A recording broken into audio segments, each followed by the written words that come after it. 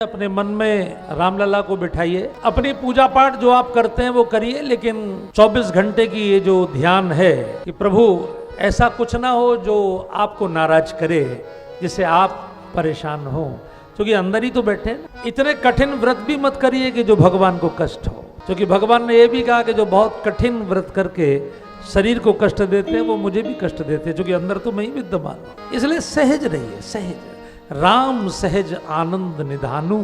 इसलिए भगवान बीच में रहते हैं, न इधर न उधर।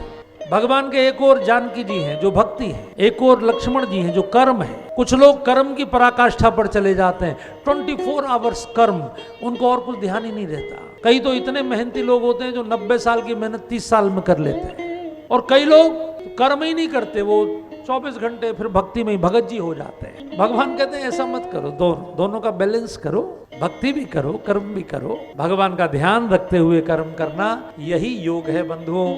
योगः कर्मसु कौशलम। इसलिए अंतर योगी बहिर्संगः, अंदर से मन से योगी बनना। योगी बनने का मतलब परमात्मा पर ध्यान रखना कि मुझे वहां जाना है, अपनी मंजिल क्लियर होनी चाहिए। एक छोटी सी बस में भी आप बैठते हैं, एक ट्रेन में, एक हवाई जहाज का भी टिकट लेते हैं, तो आपको पता होता है मुझे कहाँ उतरना है। तो ये जिंदगी की बस में अगर आप बैठे हैं तो क्या आपको पता नहीं है कि आपको कहाँ उतरना है? मुझे इस जिंदगी की बस से कहाँ जाना है, मेरा लक्ष्य क्या है? और हम सबका लक्ष्य कोई अलग अलग तो है नहीं। जैसे प्रत्येक ज्योति का लक्ष्य सूर्य है, जैसे प्रत्येक बूंद का लक्ष्य समुद्र है, वैसी दुनिया की प्रत्येक आत्मा का लक्ष्य परमात्मा की प्राप्ति है।